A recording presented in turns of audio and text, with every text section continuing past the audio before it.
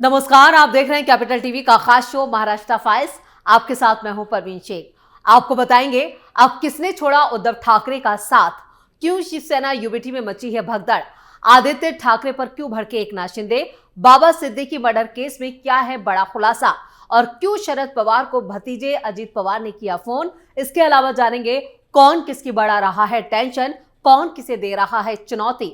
साथ ही आपको इन सभी खबरों से कराएंगे रूबरू। लेकिन तमाम बड़ी खबरों में आगे बढ़ने से पहले एक नजर डालते हैं महाराष्ट्र की टॉप हेडलाइंस पर। बीएमसी चुनाव से पहले उद्धव ठाकरे को लगा बड़ा झटका, शिवसेना यूबीटी की सीनियर महिला नेता ने थामा शिंदे गुट का दामन। उद्धव ठाकरे पर ऑपरेशन टाइगर पड़ रहा है भारी, कई दिग्गजों ने छोड़ा साथ, अब गढ़ पर पकड़ हुई ढीली।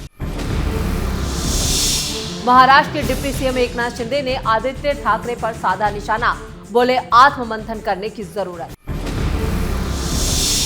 बाबा सिद्दीकी की डायरी में मोहित कंबोज का जिक्र, संजय राउत बोले फडणवीस को कंधे पर लेकर नाच रहे थे। शरद पवार की तबीयत बिगड़ी, भतीजे अजीत पवार ने चाचा को फोन करके जाना हालचाल, सभी कार्यक्रम किए रद्द।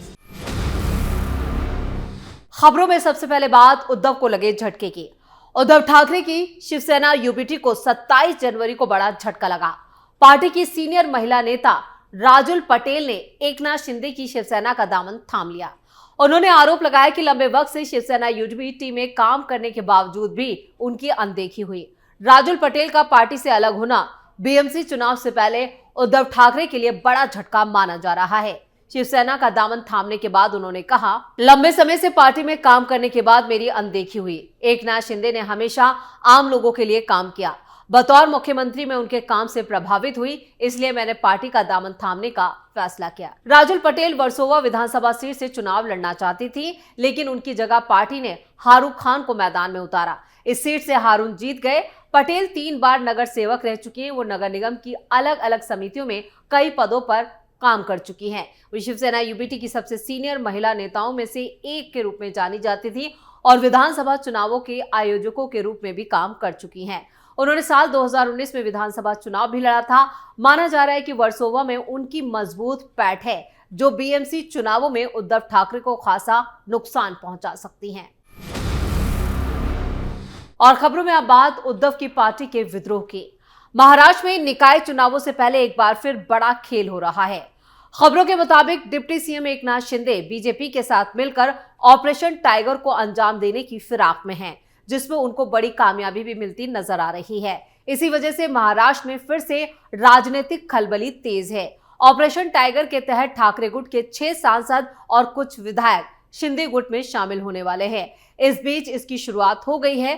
चर्चा है कि धाराशिव से सांसद ओम राजे निमालकर शिंदे गुट की ओर जा रहे हैं। ये चर्चाएं धाराशिव में हुई जिला योजना कमेटी की बैठक के बाद उठी हैं। एक और जहां शिंदे के ऑपरेशन टाइगर की चर्चा है, वहीं दूसरी तरफ खुद सांसद ओम राजे निमालकर ने अपनी स्थिति स्पष्ट कर दी है।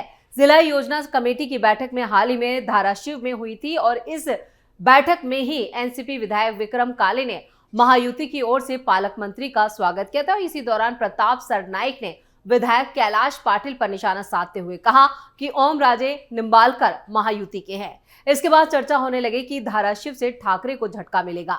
सांसद ओम राजे निंबालकर ने कहा है कि वो सिर्फ उद्धव ठाकरे की वजह से 1 बार विधायक और 2 बार सांसद बने हैं। संकट की घड़ी में वो उनको नहीं छोड़ेंगे और आज की राजनीति वही अच्छी है जहां नारियल है, लेकिन मैं उनमें से नहीं हूं। जिला योजना कमेटी की बैठक के संबंध में उन्होंने कहा है कि चुनाव समाप्त होते ही राजनीतिक विरोध खत्म हो जाता है। विकास के मुद्दों पर एक दिन पहले ही बैठक में हम शामिल थे। सांसद ओम राजे निंबालकर ने भी व्यंग्यात्मक सवाल पूछा, क्या अब हम तलवार से लड़े तभी विरोध कहलाएगा? बाला साहब ठाकरे और उद्धव ठाकरे की वजह से मैं 1 बार विधायक और 2 बार सांसद बना। संकट के वक्त पार्टी छोड़ने की बात कहते हुए सांसद ओमराज निंबालकर ने साफ कहा कि वो पार्टी अभी फिलहाल नहीं छोड़ेंगे।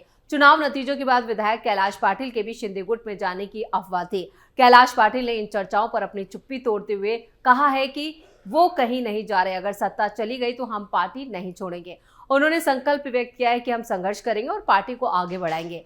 कैलाश पाटिल ने आगे कहा है कि ठाकरे गुट में कहीं कोई अशांति नहीं है और इसके साथ ही उन्होंने ये भी कहा कि ठाकरे के साथ वो कल भी थे और आज भी रहेंगे। लेकिन कई ऐसे सांसद हैं जो अभी भी इन बैठकों में शामिल नहीं हो रहे और उनकी शिंदे गुट में जाने के जो कयास हैं वो और ज्यादा तेज हो रहे हैं और साथ ही साथ शिंदे गुट में जाने को लेकर भी उन्होंने अपनी स्थिति साफ नहीं की है।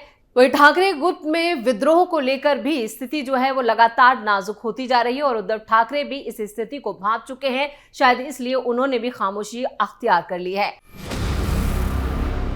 खबरों में आगे का रुख करते हैं। डिप्टी सीएम एकनाथ शिंदे ने सोमवार को शिवसेना यूबीटी के विधायक आदित्य ठाकरे के उस बयान पर उन्हें आड़े हाथों लिया जिसमें ठाकरे ने कार्यकर्ताओं और नेताओं के पार्टी छोड़कर शिंदे गुट में शामिल होने को लेकर हमला बोला था।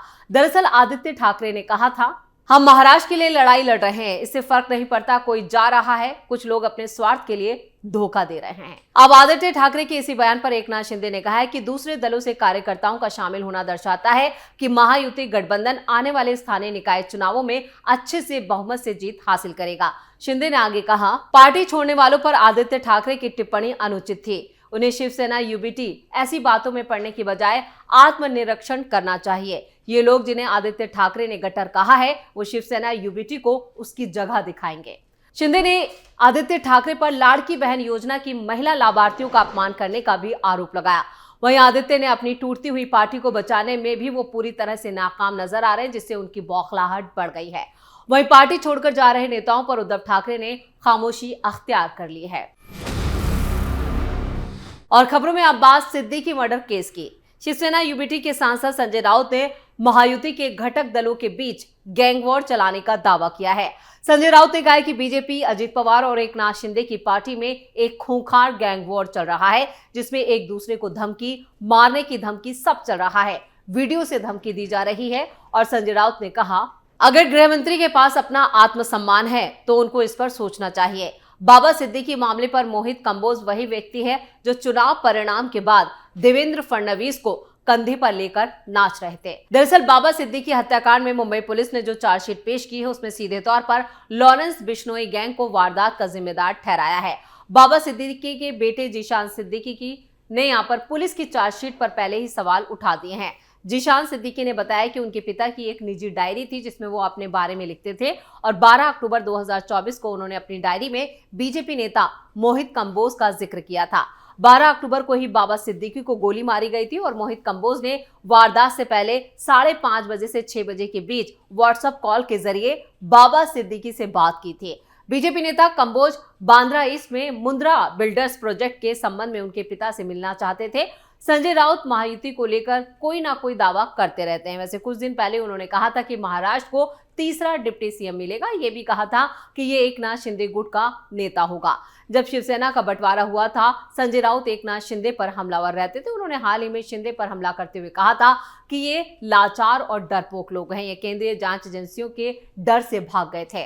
पीएम नरेंद्र मोदी और अमित शाह इनको भी नहीं छोड़ेंगे। 2022 में शिवसेना के बंटवारे के बाद अगले साल 2023 में एनसीपी के भी 2 हिस्से हो गए थे और अजीत पवार महायुति में शामिल हो गए थे। तब से संजय राउत अजीत पवार को भी निशाने पर लेते रहे हैं। खबरों के आखिर में बात शरद पवार की तबीयत की।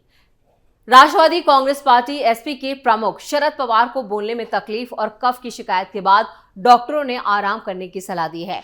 पुणे के कार्यक्रम के बाद तबीयत खराब होने के बाद शरद पवार मुंबई में है।